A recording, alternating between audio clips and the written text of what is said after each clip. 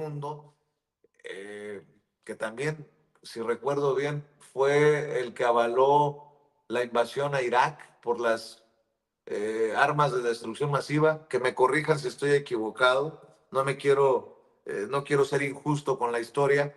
Bueno, pues que ahora arremeta por no sé qué interés o de quiénes contra México en repetidas ocasiones y que avalen el trabajo de sus reporteros, a pesar de que muchos podemos decir que hay banderitas rojas, banderitas de advertencia. Querido Paco Cruz.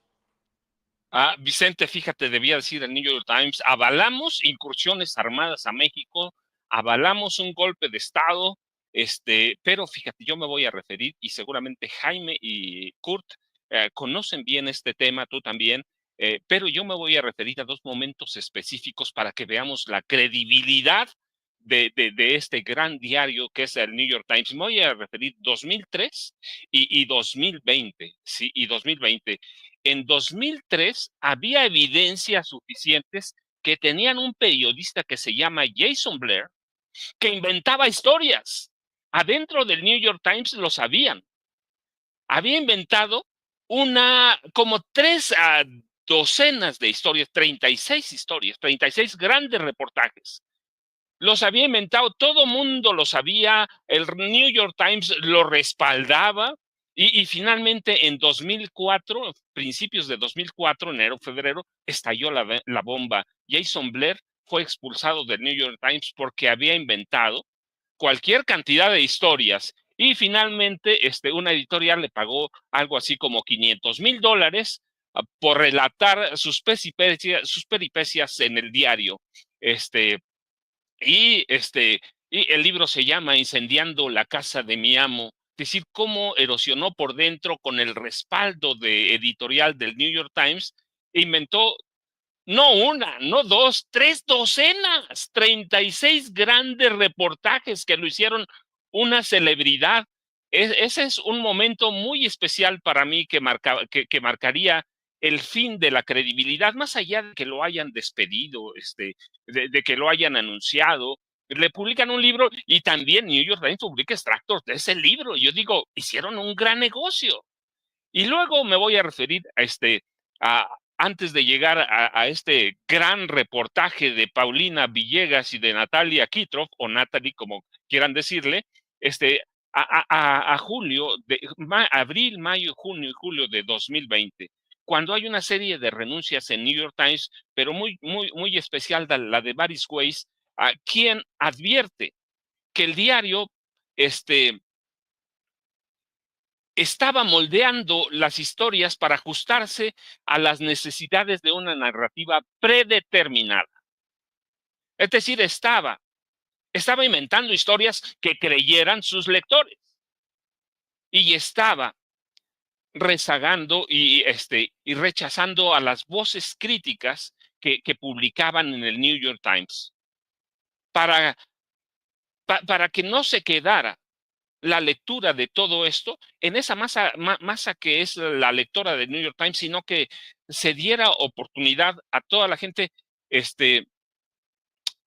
a leer lo que se publicaba. Pero había autocensura, porque era más fácil escribir, decía ella, para los lectores y para ganar clics en el New York Times. Pero no estaban escribiendo la verdad. Y ella decía, el New York Times traicionó sus estándares y perdió de vista sus principios. No estoy hablando ya de 2003, 2004, estoy hablando de 2020. Así que, para ser sinceros, el New York Times está moldeando desde hace por lo menos 2 décadas, está moldeando las historias para que las lea su público. No se admiten cuestionamientos, no se admite nada. Ayer decíamos, pero además, por décadas, New York Times ha sido la punta de lanza para propiciar golpes de Estado, para justificarlos a través no solo del New York Times, sino de los periódicos que lo replican en los países en los que quieren intervenir. Así que ya New York Times hace mucho dejó de ser el New York Times que era. Pero todo el mundo lo sigue. ¿Por qué? Porque tenemos todavía un país, y lo digo verdaderamente con toda la carga que signifique, que tiene en un país de periodistas pendejos, verdaderamente, ¿sí? Y hablo de muchos periodistas mexicanos y de muchos dueños mexicanos que además de ser eso, son vivos para la lana. Ya esa prensa mexicana la replica como antes, eran dioses, semidioses, los periódicos gringos, los periodistas gringos, siguen siendo igual, pero claro, la prensa mexicana vieja, hablo la prensa corporativa, tiene muchos intereses. ¿No se han dado cuenta que desde hace poco más de 2 décadas, 5 lustros, el New York Times tiene intereses claros, que publica lo que se le pega? La democracia empieza de México hacia abajo, ¿sí? Y de Canadá hacia arriba, pero allí adentro no hay democracia. Los editores hacen lo que se les pegue la gana y dirigen las lecturas como ellos quieren. Tienen un periodismo, como decían ellos, paranoico hacia abajo, hacia adentro no publica nada, pero lo que tienen adentro tienen editores que están manipulando la información. No lo digo yo, hay que ver a estos periodistas de mucha experiencia que renunciaron a partir de 2020, ¿sí? Y hasta 2000, y hay que ver a los editores que también renunciaron. ¿Por qué? Porque, por ejemplo, senadores de Estados Unidos influían en la política editorial del diario. Así que yo me refiero a ese New York Times que yo no sé hace cuándo, pero por lo menos desde 2003, 2004, que había evidencia sólida de que el New York Times inventaba historias. No digo que no tienen grandes periodistas, seguramente que sí, algunos sí, pero también digo que los mexicanos los seguimos viendo como dioses y ellos nos ven como indios. Y con este reportaje de Natalia Kitroff y Paulina Villegas, la verdad es que nos quieren ver la cara. Y mira, nos quieren ver la cara porque lo vamos yo voy a ratificar lo que dije ayer. Hay quienes en la prensa mexicana están diciendo, no, pero mira, 2 periodistas valientes que se fueron a meter allá, no importa si dicen la verdad o no. No, espérate, no. Si tú te metes a un lugar a contar una historia, vas a contar la verdad. Vas a contar la verdad. Lo que nos venden, tienen razón, Kurt, están negociando ahí, están cocinando arroz con leche. Yo decía ayer que se parece a eso. Dice, no, es que ellos ya son inmunes a los gases tóxicos letales del fentanilo. No, no hay esa madre, no existe. ¿Cuentas la verdad o no la cuentas? Y si te vas a meter, vas a contar todos los contextos. Decíamos ayer, ellas olvidaron todo, que esa guerra en Sinaloa, en algunas zonas determinadas de Sinaloa, como Culiacán, es propiciada por la DEA, en parte por la CIA. ¿Para qué? Para tratar de desestabilizar el gobierno de Claudia Sheinbaum Pardo. Eso es obvio. Hicieron lo mismo con el gobierno de Andrés Manuel López Obrador. Así que ese periodismo es basura. No importa que se metan a donde hay balazos si no vas a contar la verdad. Pues para eso tenemos a Carlos Loret de Mola, para eso tenemos a Raimundo Rivapalacio, para eso ellos inventan muy bien. Inventaban niños que no existían, inventaron a bandas de secuestradores que tampoco existen. Y Andrés Manuel López Obrador enfrentó eso y eso lo enfrentamos, pero lo tenemos que enfrentar todos, si vamos a ser críticos, hay que ser críticos y si nosotros nos equivocamos también, pero lo que hicieron Natalie Kitroff y Paulina Villegas, que algunos periodistas, hay que ver las columnas de los periódicos de hoy, lo están justificando, pero mira, 2 valientes periodistas que se metieron al fuego, no, ni mal, ¿sí? Si se van a meter al fuego, van a contar la verdad. Si van a inventar, lo pudieron inventar en el escritorio. ¿Sí? Fueron a contar una historia que le interesa al New York Times, que quiere manipular, que quiere guiar a la audiencia mexicana. ¿Por qué? Porque lo replicaron cuántos periódicos, ¿sí? Que quiere guiar a los lectores mexicanos de que sí, que este país es un desastre y que podría y que es válida una intervención armada de Estados Unidos porque solo así se puede acabar con el problema.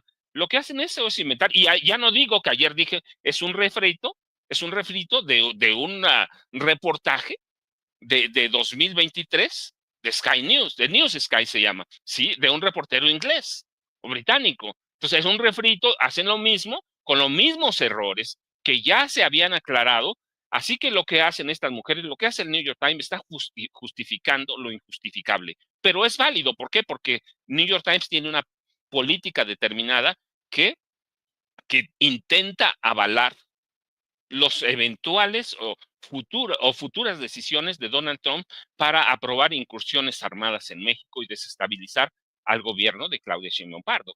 Sí, en este caso, antes lo hicieron con López Obrador, no pudieron, ahora lo quieren ver, sí, y ellas se están prestando a eso. Uno tiene que saber lo que está haciendo y sabe que no tiene que mentir. Y que eso que nos vendieron de que, mira, ellos ya son inmunes a los gastos letales, eso no existe en ningún lugar. Así que si vas a hacer un reportaje, Jaime lo sabes, periodista de largo tiempo, Kurt lo sabe, lo ha trabajado en su tiempo aquí en México, lo entendemos de otra manera. Si vamos a hacer periodismo, vamos a decir la verdad, aquí lo hacemos. Si nos equivocamos, lo rectificamos.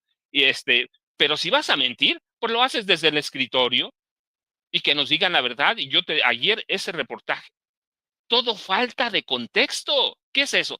Pues están generando opinión para que, para decirle al público mexicano, mira, ustedes no pueden, mejor que entre el ejército de Estados Unidos. Eso hicieron Paulina Villegas y Natalia Kitro. Eso están haciendo, se están prestando a las políticas de un periódico que por lo menos desde 2003 está documentado por ellos mismos, no por mí, por ellos mismos, que estaban manipulando, que estaban mintiendo. Y en 2020 hay lo mismo, periodistas que renuncian porque el periódico está censurando y ellos están autocensurando y ya hay una política para satisfacer a un grupo de lectores, no para decir la verdad, sino para, para, para, para, para decirle lo que quiere oír, lo que quieren oír los lectores de Estados Unidos y un grupo reducido del New York Times.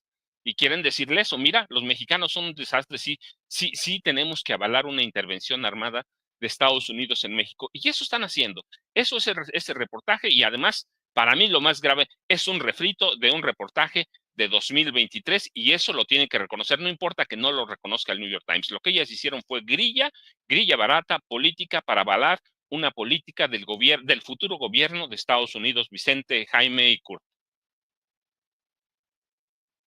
Miren, perdimos ahora la comunicación con Vicente, pero me da la oportunidad de poderlos saludar y desearles un feliz año nuevo, queridos compañeros. Muy inspiradoras palabras las que dieron al principio. Y pues me gustaría aportar un poco a esto para darle también la palabra a Jaime y a Kurt, querido Paco, a esto que planteas. El caso de Jason Blair es uno que hemos utilizado aquí en Sin Censura una y otra vez, para exhibir cómo es que hasta aquí en Estados Unidos, cuando de pronto pues se presentaba algún tipo de montaje, la carrera de dicho periodista se acababa. Eso en comparación con pseudoperiodistas como Carlos Loret de Mola, que a pesar de que les comprobaron sus montajes, pues aún así siguieron encasillados y endiosados en la figura del periodista que México necesita. Siguió manteniéndose en los nichos del periodismo alguien como Carlos Loret de Mola. Al menos aquí tuvieron un poquitito de reparo en mandar a la chingada a Jason Blair. Pero, como bien mencionas, Paco, este caso a principios del 2000 o este caso 2020 no son los únicos. Hace rato, Paco, Jaime, Kurt, querido público consentidor, lo platicaba con Manuel Hernández Borbolla. Me acordé de este libro que leí hace algún tiempo, la biografía que escribe Paco Ignacio Taibo II de Pancho Villa, y en la que hace varias referencias a notas del New York Times en las que pintan a Pancho Villa, Doroteo Arango y a México de la forma más racista que se puedan imaginar. Debido a que estamos al aire, no he podido revisarlo a profundidad, no he encontrado los extractos en el libro, se los prometo para dentro de los próximos días, pero efectivamente son una serie de planteamientos asquerosos los que vienen en el New York Times, ya desde hace más de 100 años, poniendo a México como lo peor de lo peor, y a Pancho Villa también, ¿no? De la forma más racista, como un personaje subhumano, así lo ponían en el New York Times. Pancho Villa, que pues evidentemente es un personaje lleno de contrastes, y a quien se le hizo una historia muy negra, pero que una y otra vez le pedía a los periodistas del New York Times y de muchos otros lados que iban a entrevistarlo, digan lo que quieran de mí, mientras sea verdad. Ustedes pueden decir lo que quieran de mí mientras sea verdad. Lo que les pido es que no mientan sobre mí, es lo que les decía Pancho Villa. Bueno, también hay que analizar que ahí está la cobertura que le dieron a la guerra de Irak y el respaldo absoluto al gobierno de los Estados Unidos ante la invasión a Irak, asegurando ellos que sí había armas de destrucción masiva, para después compartir este editorial muy chafa, no sé si lo puede poner por ahí don David, que data de mayo de 2004, From the Editors, The Times and Iraq, un editorial que le mandé hace ratito a don David, en el que en estricto sentido dicen nos equivocamos con Irak y no había armas de destrucción masiva, perdónenos, como siempre, pero no solamente en esas incurrieron en haber respaldado absolutamente al gobierno de los Estados Unidos, sino que se reportaron una serie de columnas terribles en las que se generó un sentimiento islamofóbico. Hace ratito se lo mandé a don David, es una de las notas que le mandé. Se le debe haber mandado, te le digo a qué hora, más o menos, 11:21. 11:21 es la nota, para que lo pueda usted poner por ahí. Y les insisto, le estoy tratando de resumir una cantidad ándeles esta, ¿no? De chifladeras en las que ha incurrido el New York Times.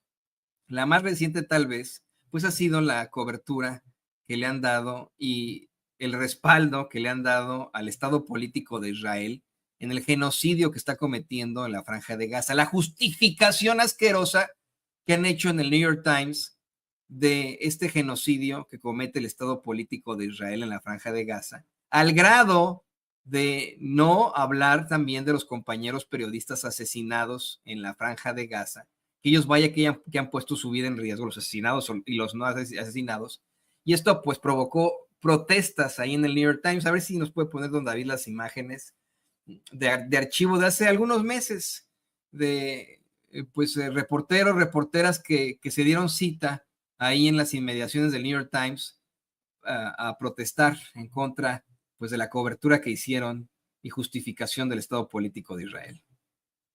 Mohammed Lafi, ceasefire now! Mohammed Jaroun, killed by apartheid Israel on October 7, 2023. Ceasefire now! Mohammed Al-Salhi, killed in Gaza by apartheid Israel in October 7, 2023. Ceasefire now! Hay más imágenes, hay más videos. Aquí le está mostrando donde había estas protestas. Nunca se había visto esto. Hemos visto a una Xochitl Gálvez llegar en bicicleta y al New York Times a que la entrevistaran y le lavaran la cara. Pero hasta ahí nunca habíamos visto ese tipo de protestas. Hay otro video por ahí también, ¿no, David? Síganoslos poniendo por ahí. Porque sé que ahora vamos a platicar con el buen Jaime precisamente de cómo es que desde el verdadero periodismo se le ha exhibido a pues este edificio de mierda, a esta institución de mierda que intenta de alguna otra forma establecer el periodismo en los Estados Unidos, y no establecen una chingada, ¿no? Estas son, bueno, pues protestas muy interesantes que hicieron ahí en el New York Times, desencadenando las alarmas y haciendo un llamado a liberar Palestina. Te escuchamos, Jaime, y te saludo con mucho gusto también. Muy buenos días, queridos amigos.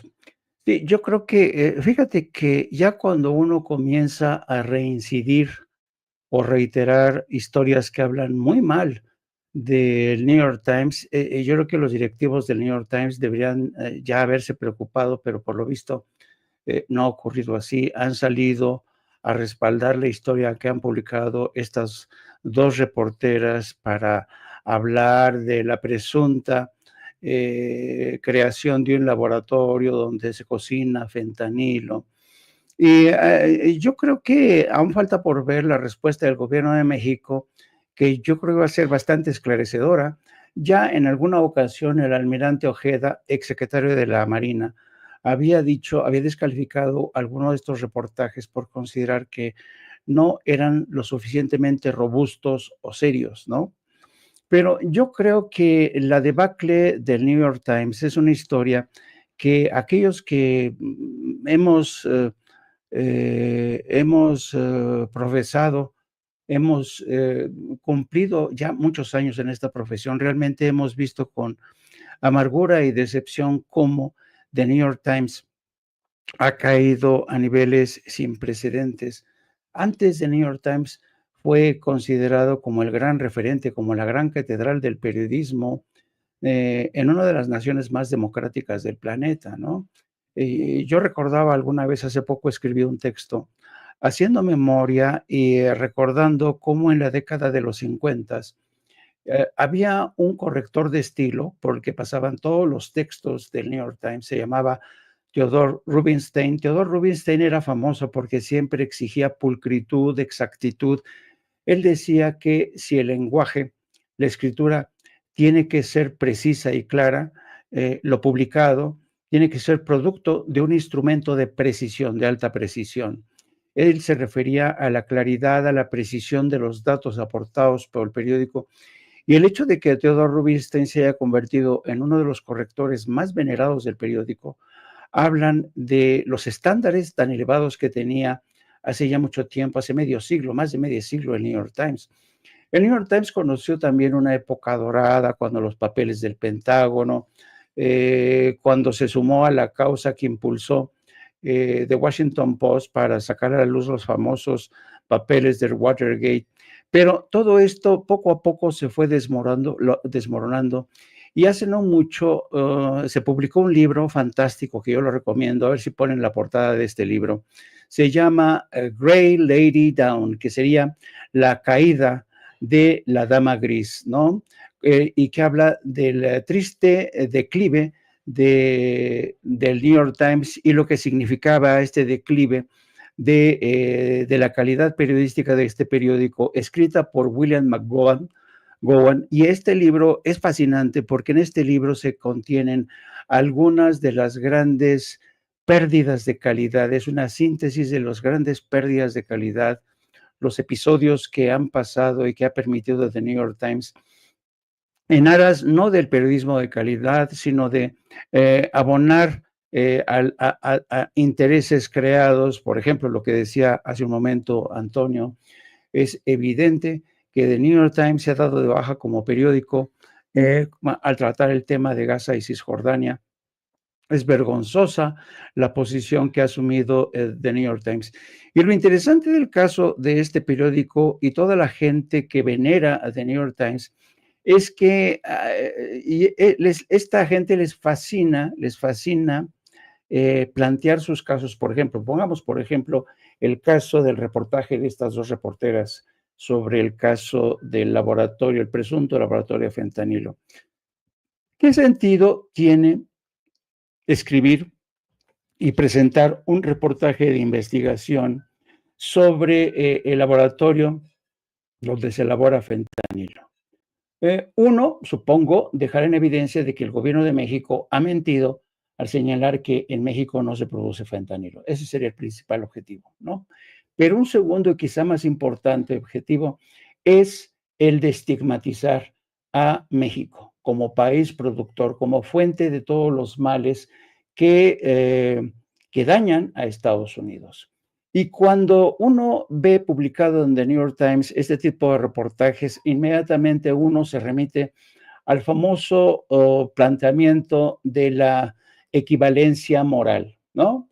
En los medios de Estados Unidos les fascina este tema, el de la equivalencia moral. The New York Times en sus páginas pulcras de buen periodismo publican una historia en la que presentan a México como productor de una de las drogas más peligrosas del mundo. Con este simple hecho, ya presentan a Estados Unidos como el que denuncia a un México sucio, corrupto, de drogadictos, de asesinos, ¿no? Y aquí se produce por casi inmediato el fenómeno de la equivalencia moral. ¿Quiénes son los malos en esta película? Nosotros, Estados Unidos, que a través del diario más importante estamos denunciando esto, o los mexicanos que insisten en negar esto, incluidos medios como Sin Censura, incluidos medios como No Apto para Cínicos, periodistas que dicen que esto no es cierto, que es un montaje. ¿Ven cómo vamos a creer en periodistas mexicanos que pertenecen a un país que es corrupto, ¿no? Por ahí se van. Ahora, siguiendo con este tema de la equivalencia moral, yo desde hace mucho, ya no he permitido que ningún presidente y ningún medio de comunicación de Estados Unidos me dé a mí lecciones de moralidad. Y no permito que ningún periodista de New York Times me dé lecciones de moralidad cuando han callado el genocidio en Gaza y Cisjordania, cuando se callaron todo el montaje que permitió con la periodista, por cierto, Judith Miller, que fue la que ella presentó las pruebas, presuntas pruebas de armas de destrucción masiva en Irak. Yo no respeto a ese medio que ha permitido este tipo de montajes que causaron vidas, dolor y sufrimiento en Irak, en Afganistán, en Libia, en Sudán y ahora este genocidio tremendo en Gaza y Cisjordania. Regresando al tema de la equivalencia moral, ¿qué es peor? Ocultar y no publicar absolutamente nada sobre el genocidio en Gaza y Cisjordania, o publicar la historia de un laboratorio en Culiacán sobre fentanilo. ¿Qué es más grave? El ocultar un hecho, quizá el genocidio, el peor genocidio. Fíjense nada más, The New York Times está ocultando este genocidio. Incluso The New York Times no utiliza la palabra palestino, no utiliza la palabra genocidio.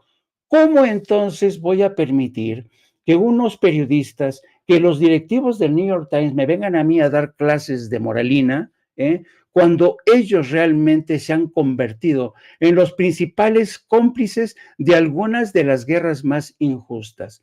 ¿Por qué razón? ¿Por qué razón? Nuestros migrantes fueron hace poco a protestar frente a las páginas del New York Times. ¿Por qué? Porque irrespetaron la figura de Andrés Manuel López Obrador, a quien trataron de vincular con el crimen organizado. Y lo más patético de todo esto, ¿saben qué es? Esta mañana estaba yo observando, porque siempre estoy monitoreando todo, y estaba observando dos programas. Uno, el de Carmen Aristegui, ella no está de vacaciones, está su acólito, y el de esta mujer, Adela Micha. Bueno, en los dos programas dicen que es de muy mal gusto poner en tela de juicio la historia del New York Times, ¿no? Y ahora, si ustedes leen la columna de hoy de esta mujer, Loaesa, que es Soledad, ¿no? Soledad Loaesa, que es increíble, increíble, habla de los 12 deseos de Claudia Sheinbaum. Y ella dice que el primer deseo de Claudia Sheinbaum para el año que se avecina sería que no se transformara en realidad el hecho de que el Mayo Zambada confirme que Andrés Manuel López Obrador era aliado de los cárteles de la droga.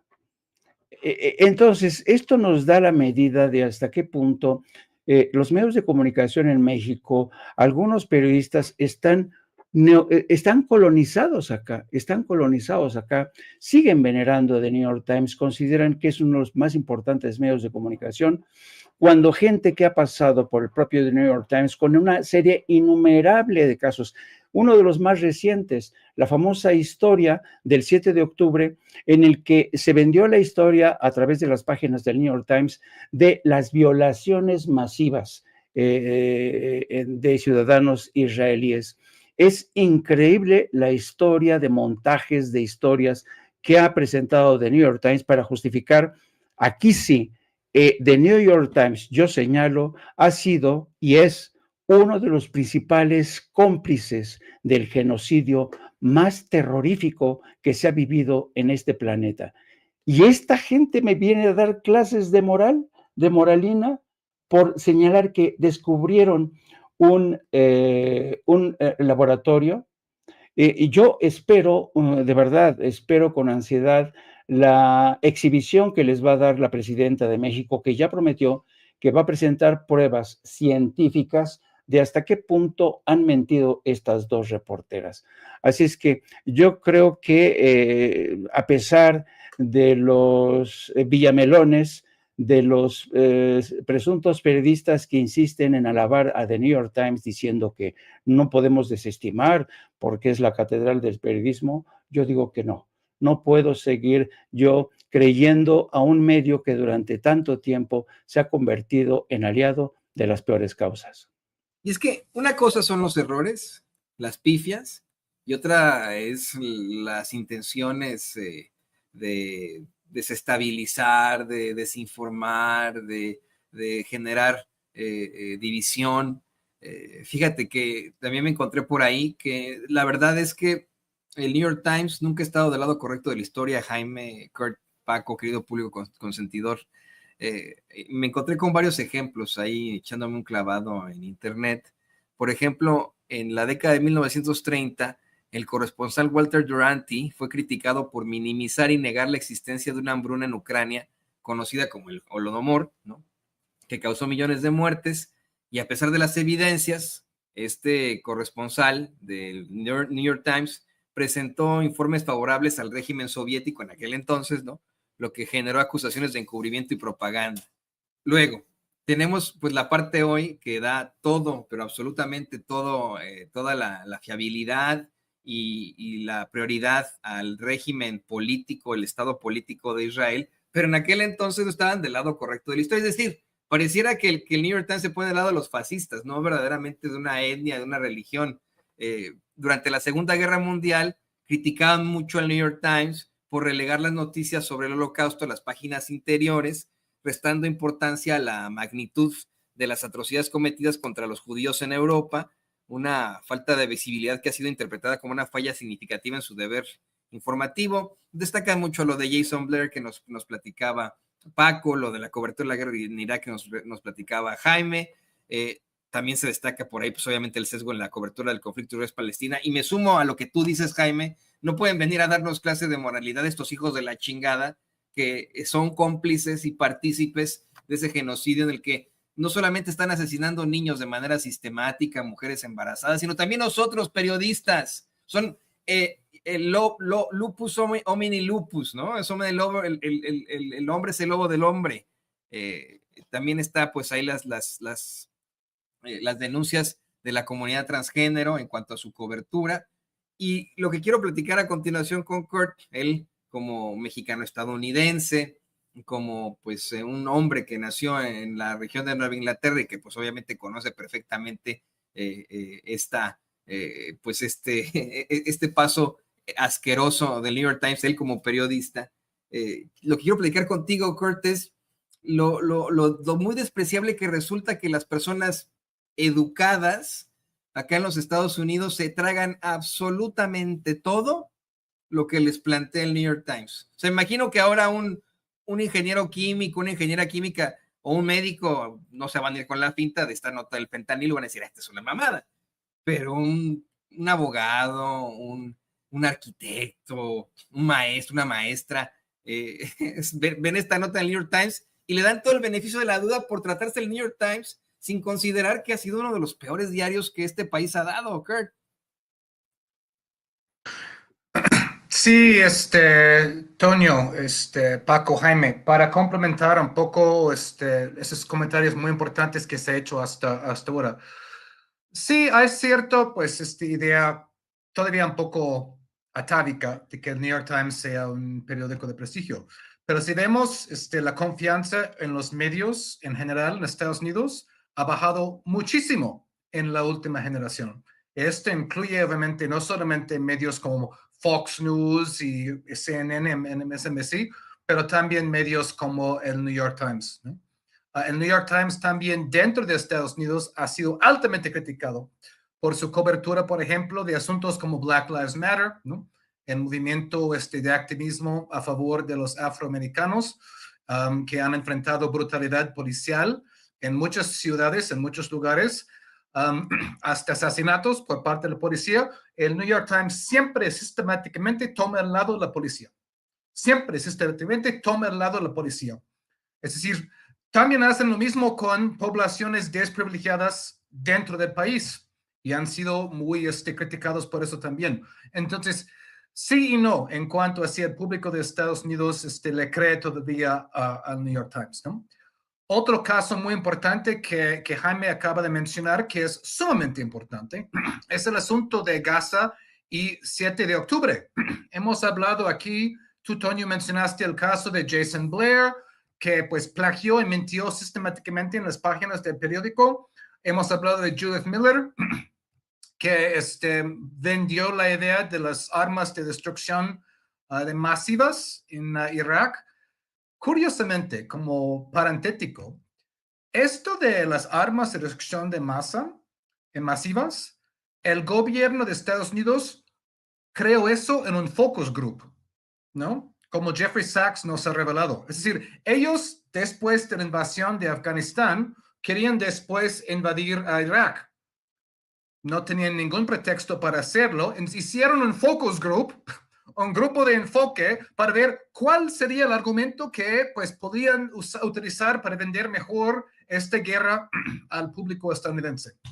Y la respuesta del focus group fue esto: armas de destrucción masivas.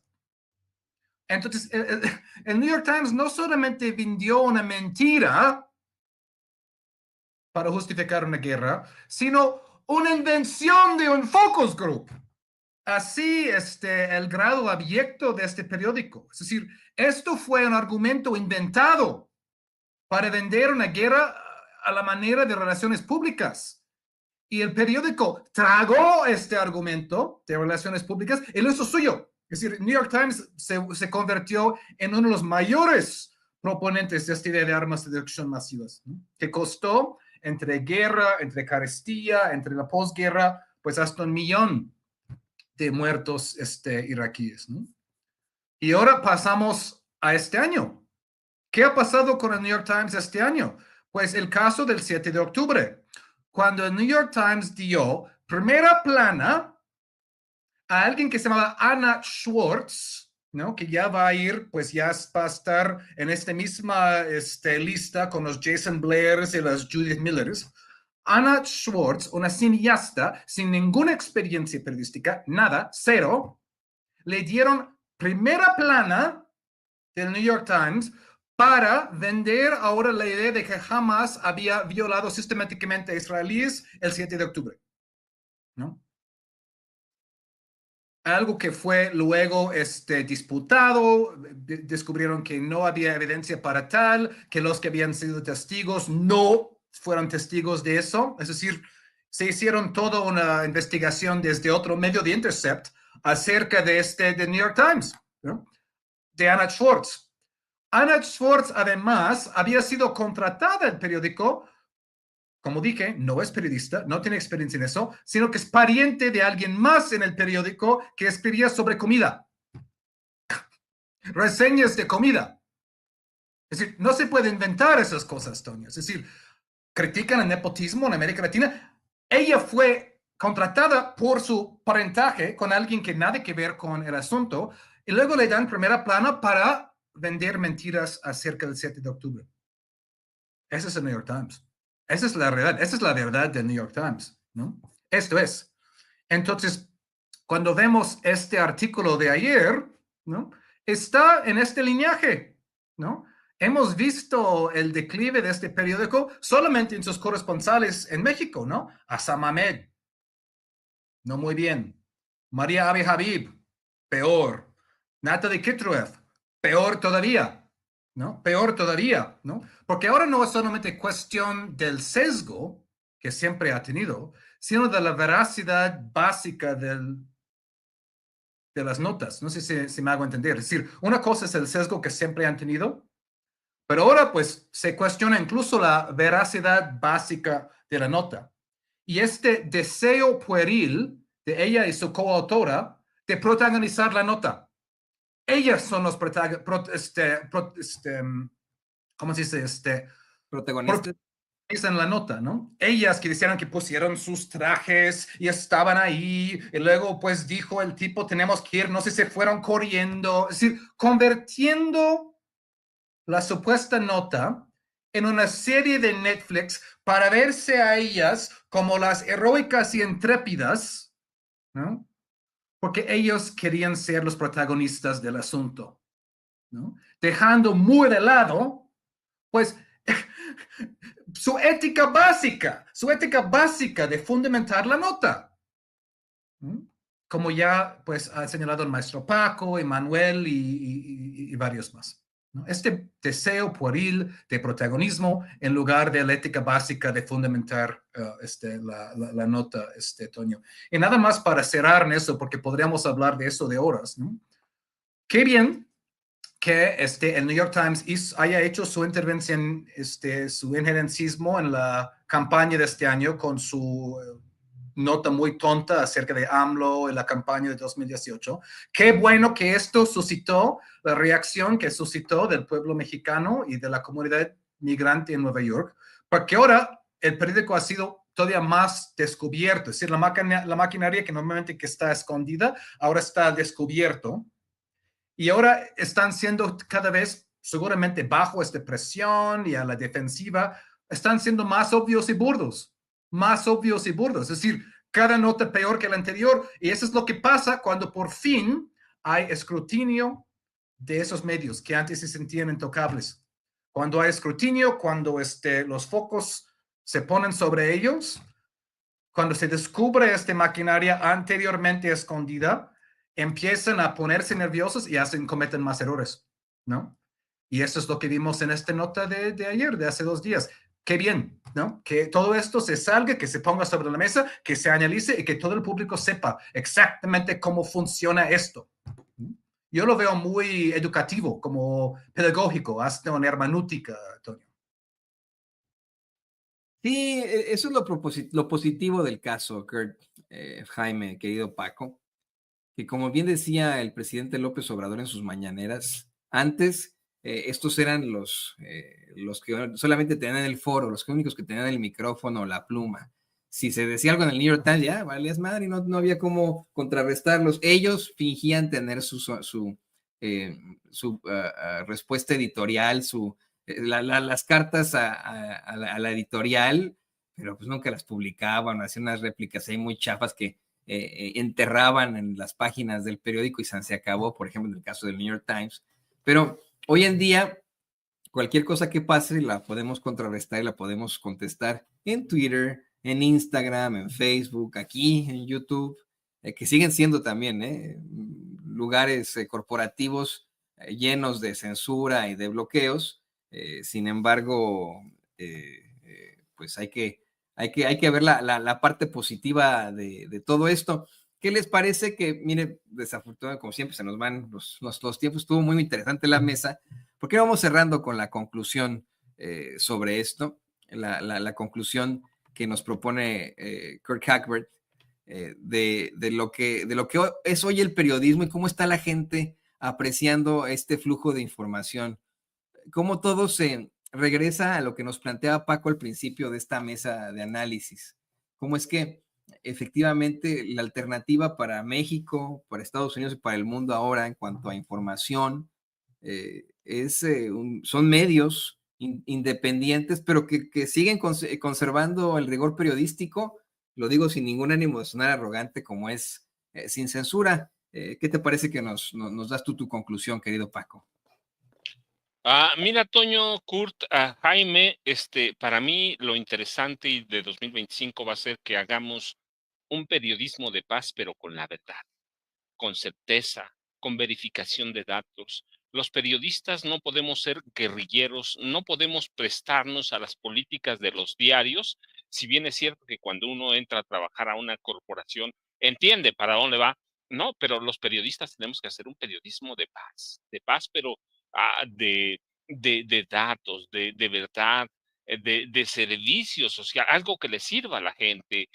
Si nosotros tomamos el papel de francotiradores, que es lo que hacen para mí Natalie Kitroff y Paulina Villegas, vamos a seguir deformando este oficio o profesión, como quieran llamarle, lo vamos a seguir deformando y vamos a propiciar que la gente no crea en esto. No podemos ser protagonistas, aun si es involuntario, ¿no? El periodismo tiene sus protagonistas, nosotros la contamos, contamos la historia, pero tenemos que contarla desde la verdad. Y eso es hacer un periodismo de paz que sirva no solo a la gente, que sirva a los países, que entendamos los contextos. Si empezamos a borrar o mentir, vamos a caer en ese periodismo que está haciendo el New York Times, que está haciendo Reforma, que está haciendo el Universal, que está haciendo Carlos Loret de Mola. Todo ese es periodismo de mentira, periodismo basura. Sí, basura.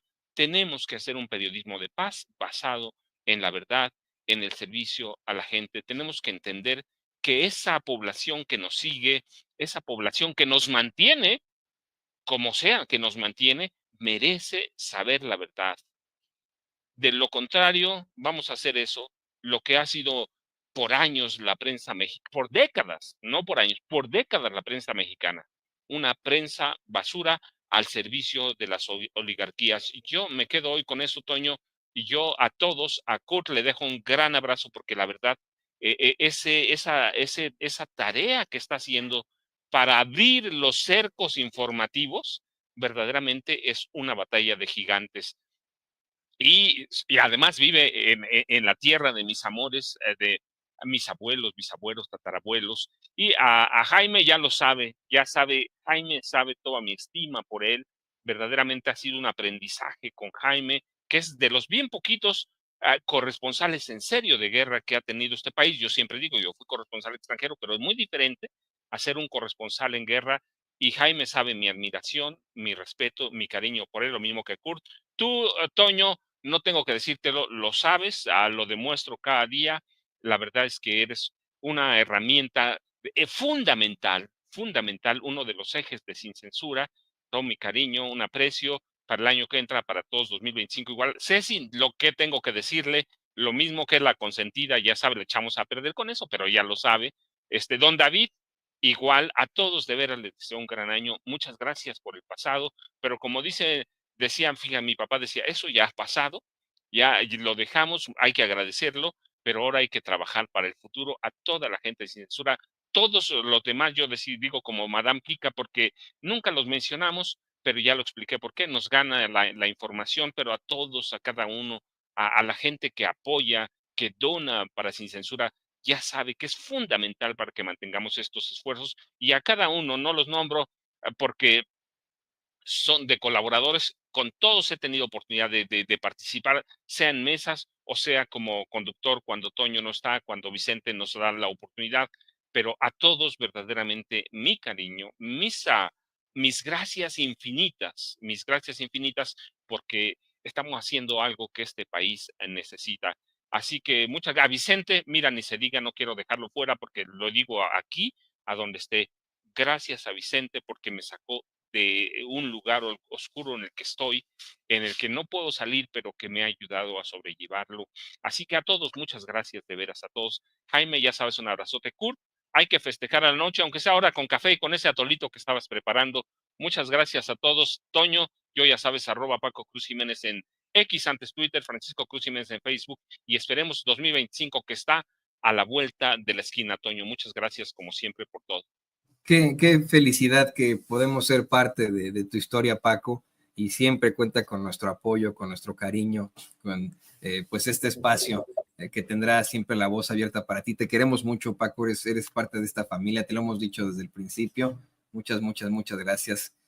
Pues escuchamos también a Jaime. Jaime, cuéntanos por favor tu conclusión al respecto de el periodismo del 2025, estos nuevos retos que enfrenta, lo que nos planteaba por ahí también Kurt.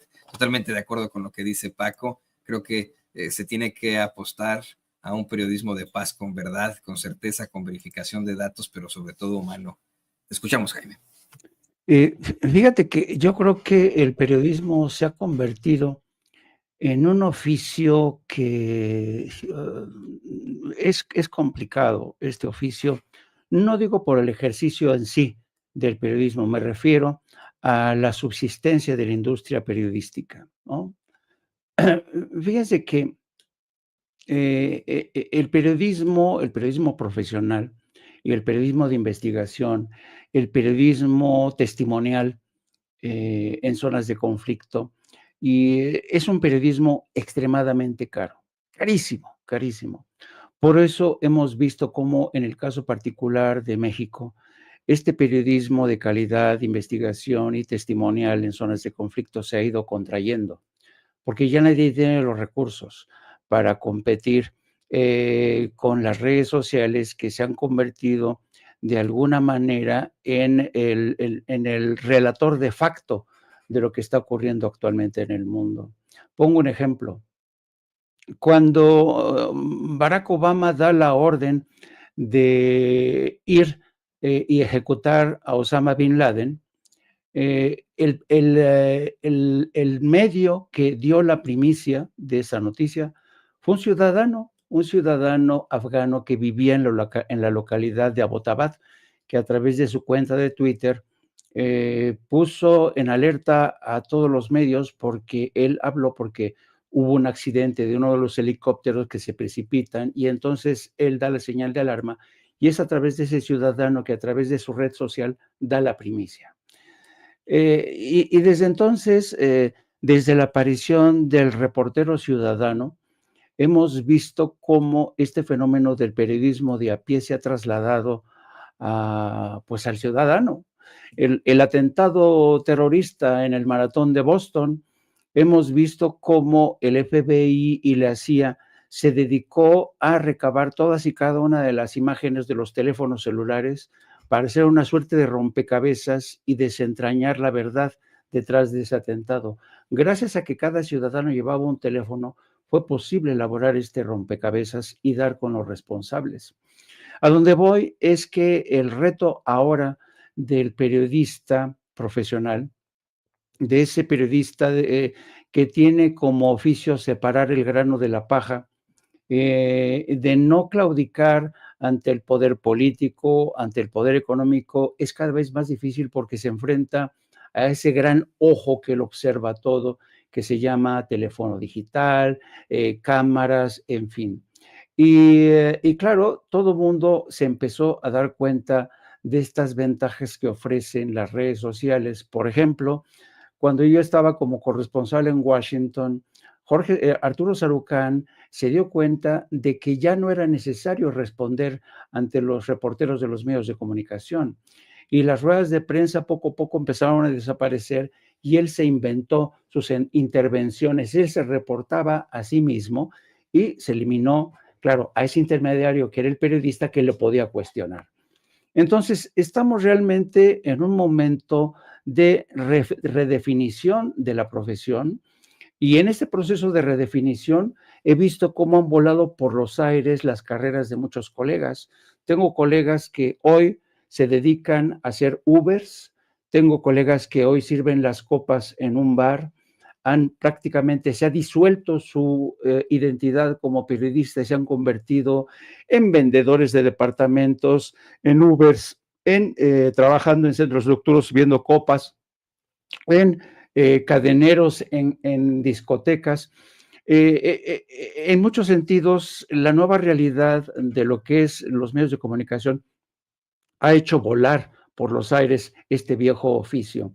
Este viejo oficio que el que se requiere una exactitud a la hora de consignar los datos, una pulcritud, un sentido de la ética, un sentido de la decencia, del que adolecen mucha gente. Y lamentablemente lo estamos viendo en los casos del New York Times, lo estamos viendo en los casos de México, del periódico Reforma, del periódico El Universal. Si yo les contara todas y cada una de las incidencias que yo tuve que pasar con El Universal cuando yo era corresponsal en Washington, o cómo se descubrieron montajes al interior de Reforma que se inventaba entrevistas, y nunca corrieron esos reporteros o esos periodistas. Yo me acuerdo mucho el caso del diario Reforma, que se inventó una entrevista con un condenado a muerte en el corredor de la muerte de Texas.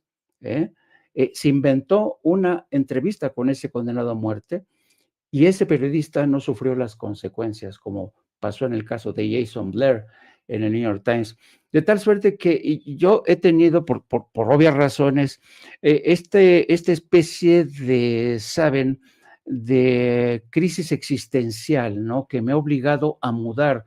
He pasado del Telex a Internet y ahora ser experto en el manejo de softwares para transmitir a través de YouTube. He tenido que evolucionar a una velocidad impresionante para seguir todavía siendo un periodista en activo. Hay periodistas que desafortunadamente no pueden hacerlo y terminan claudicando y se olvidan de su pasado como periodistas.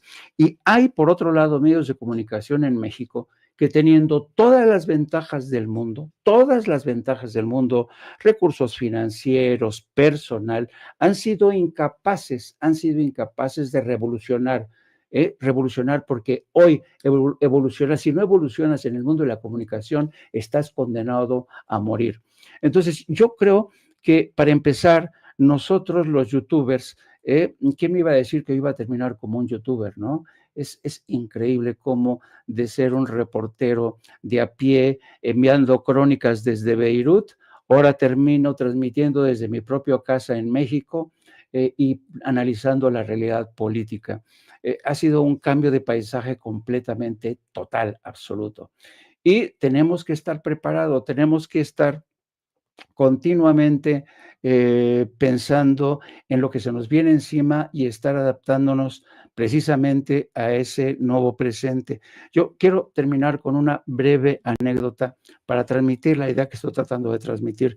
Alguna vez cuando yo fui a reportar en un campamento de refugiados afganos que estaban en la frontera entre Afganistán y Pakistán, cerca de la localidad de Jalalabad, me encontré con un médico, era francés, de raza negra, y me acuerdo que lo vi trabajando en medio de ese caos, que era un campamento de refugiados donde llegaban los cargamentos de la escasa comida y se peleaban los refugiados por la comida. Tenía que atender casos de enfermedades de piel, desnutrición, tuberculosis, neumonías, pulmonías.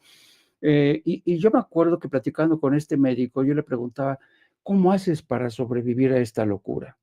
Y me acuerdo mucho que me dice, mira, desde hace tiempo aprendí que uno tiene que ser lo más dúctil posible. Yo a veces me tengo que considerar así mismo como si yo fuera agua para poder ajustarme y adecuarme a las circunstancias.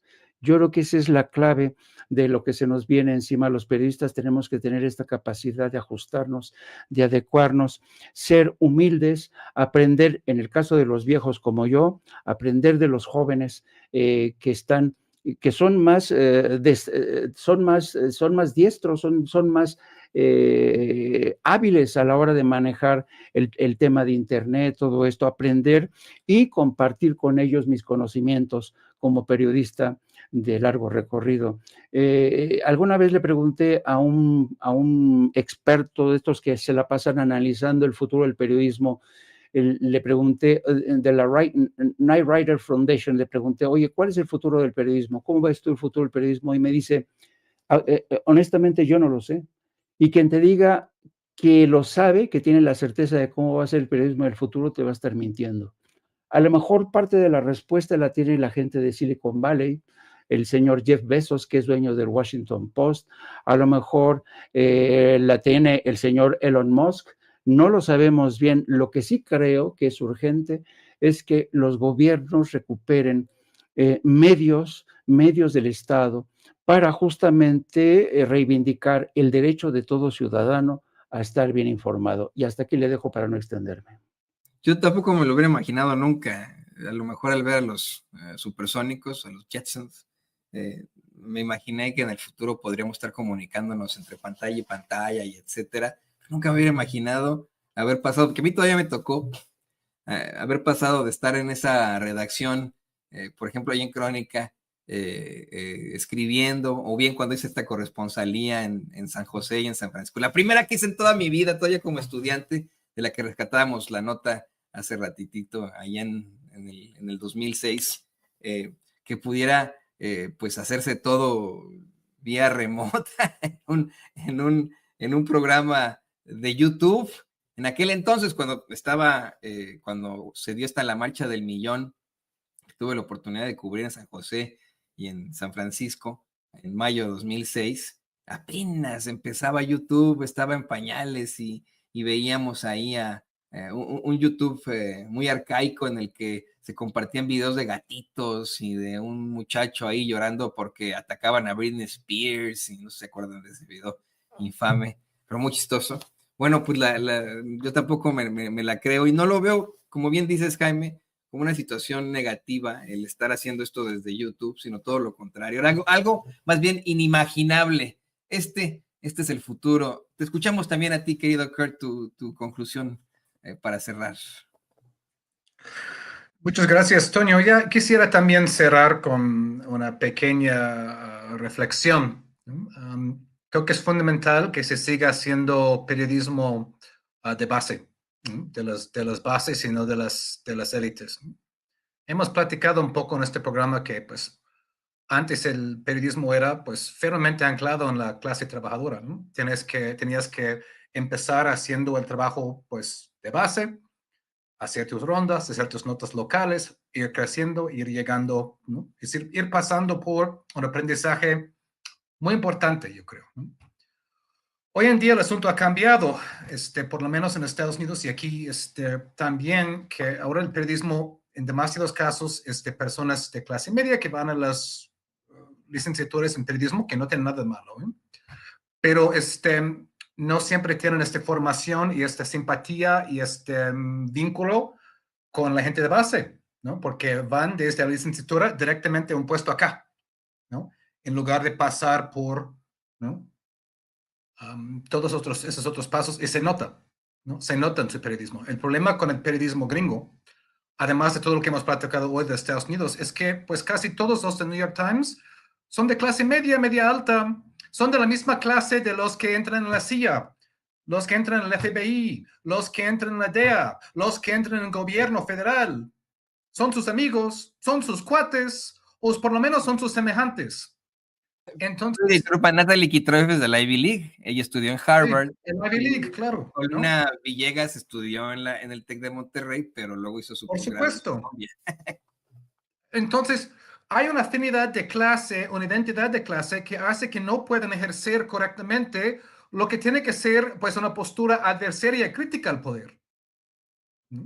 Esto de entrada, o por lo menos escéptico.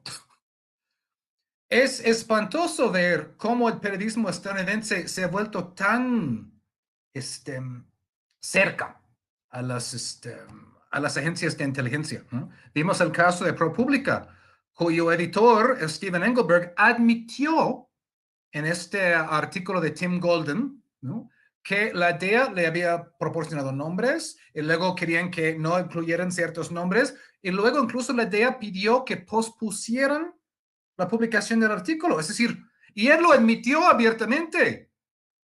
Este grado de cercanía, de clase, de intereses, de imperialismo entre este periodismo de clase media y media alta y los servicios de inteligencia. Por lo menos antes, como nos dio cátedra Jaime, hubo una actitud de, pues, de criticar, ¿no?, ese tipo de cosas con el Pentagon Papers y otras cosas, ¿no? El actuar, ¿no?, de ¿no?, parte escondida del gobierno. Esto ya casi no existe, ¿eh? Eso ya no existe, ¿no? Toman nota de lo que dicen las agencias de inteligencia y los publican casi como estenografía. Es muy, muy, muy triste ver hasta dónde han llegado, ¿no? Y por eso, pues, todavía más la importancia de lo que se hacen en lo que llaman los medios alternativos, que realmente son los medios de verdad, ¿no? Los medios corporativos nada más es relaciones públicas para los que están en el poder y el brazo suave del imperialismo y el injerencismo, ¿no? Como bien dijo Paco, pues lo que está haciendo New York Times ahora con todas esas notas que salen en domingo es cuando es ¿no?, la edición más gruesa. Hay gente que pasa todo el día, ¿no?, con su New York Times el domingo, con todas las secciones ahí, ¿no?, que es así. Y mi primer trabajo a los 15 años en una farmacia, llegaba el New York Times y yo tenía que llegar el domingo a las 7 de la mañana para ir armando las diferentes secciones. Para que cuando abriera a las 8, pues ya estaban listos todos esos. Entonces hay un poco todo esto de que ponerlo en domingo, ponerlo en primera plana, ¿no?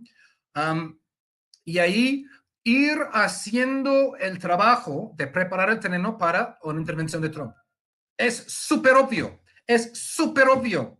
¿Para qué tantas notas en primera plana los domingos? Con esas cotas de Netflix, con este protagonismo pueril del que he platicado, ¿no? Y ponerlo ahí con esas cosas que saben que va a traer vistas y clics porque todos quieren saber siempre de, pues, que la droga, que el inframundo, esto, con todos los estereotipos que tienen de México, México sucio, México corrupto, México narco, ¿no? Que vienen en cantidad de series y películas que también es el brazo suave del imperialismo. Dejen de ver tanto pinche cine de Hollywood, por favor, o por lo menos seleccionen bien.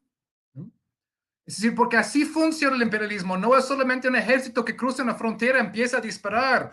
Son libros, son artículos, son series, son películas.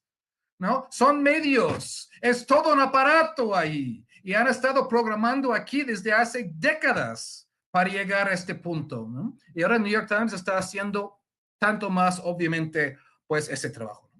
Y bueno, cierro también pues dando las gracias a todos los que nos han seguido este año para poder participar en estas grandes mesas que no van a ver en otra parte. Y también a todos los que nos han seguido en Soberanía, nuestro podcast que está ahí en YouTube, en Spotify, en Apple Podcast. Cuando arrancamos Soberanía en febrero de este año, en gran parte por enojo al artículo del New York Times, ¿no? Que salió en febrero, de Narco AMLO y ProPublica. Un poco, pues el podcast nació desde este coraje. Pues muchos dijeron, ¿por qué un podcast sobre la política mexicana, pero en inglés? ¿Por qué? ¿Por qué no lo hacen en español? Y pues te dijimos, porque hay muchos buenos colegas, excelentes colegas que están haciendo ese trabajo en español, ¿no? Ellos están haciendo un enorme trabajo. Nosotros creo que podemos aportar con algo en inglés, sí, con subtítulos en español, pero en inglés, para que esta información, este análisis llegue a otros públicos. Y eso es lo que creo que la presidenta va a tener que hacer en este año que viene, porque Trump asume el 20 de enero. Ahí van a empezar con Marco Rubio, con todo de los que quieren hacer sus operativos abiertos o encubiertos o mandar tropas sin uniforme o hacer un mayo zambadazo, pero en grande. Es decir, México no puede solamente reaccionar ante la embestida de los medios extranjeros, sino tomar una postura proactiva. También desde América Latina se puede hacer investigaciones sobre Estados Unidos y publicarlos en inglés y publicar lo que no quieren publicar los medios en Estados Unidos. ¿Por qué no? ¿No? También Claudia Sheinbaum puede hablar directamente al público estadounidense. Justo como AMLO en la mañanera logró hablar directamente al público mexicano, la presidenta puede hablar directamente al público estadounidense con videos, con material en inglés. También puede ir a los talk shows ahí, pues estarían encantados de tenerla. Si es que Trump empieza a amenazar en serio con aranceles, invasiones, ella puede, pues con su muy buen inglés, pues hacer el argumento mexicano. Y bien, porque hay un público en Estados Unidos, como vimos con la carta, que está muy dispuesto a escucharla, ¿no? Por eso digo, México en el 2025 tiene que ser proactivo en eso, y no solamente reactivo ante embestidas de noticias falsas. Y pues ahora México tiene la presidenta más y mejor posicionada para hacerlo.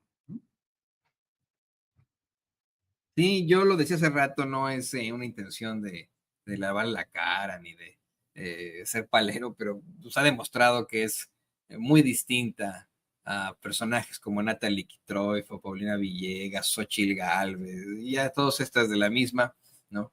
Ella ha demostrado ser una verdadera líder. Y bueno, compañeros, yo quiero desearles a los tres muchas felicidades, un 2025 muy provechoso, muy intenso, muy fuerte, pero también muy amoroso, muy cariñoso. Yo estoy de verdad muy feliz de que pueda compartir los micrófonos con ustedes, que me permitan aquí platicar con ustedes, ser parte de este tipo de mesas. No me queda de otra, ¿no? Dicen ustedes, no, bueno, estar aquí con ustedes. Y vamos a vernos ya el próximo jueves. Seguramente estaremos volviéndolos a molestar. Yo les agradezco que hayan estado aquí. Tres grandes periodistas, de atrás para adelante, el buen Kirk Hackford, el queridísimo Jaime Hernández y por supuesto Francisco Cruz, el querido Paco. Muchas gracias, compañeros. Les mando un abrazo. Ahí están los muchachones y